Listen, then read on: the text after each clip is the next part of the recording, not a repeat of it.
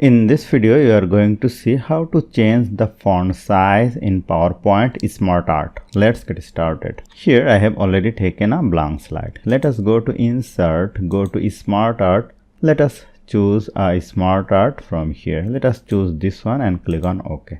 Then a SmartArt will be inserted. Now in the left border, you will see a small arrow key. Let us click on over here. Then the text will be appeared. I can click on over here and I can write the text here, or I can write over here name 2.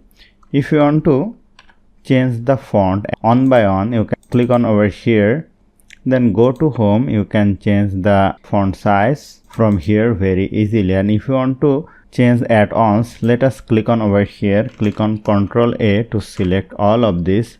Then here you can change all the font. Let us choose 32 point. So hope you found this video helpful. If you like this video, please share this video with your friends and family, and don't forget to subscribe. Thank you.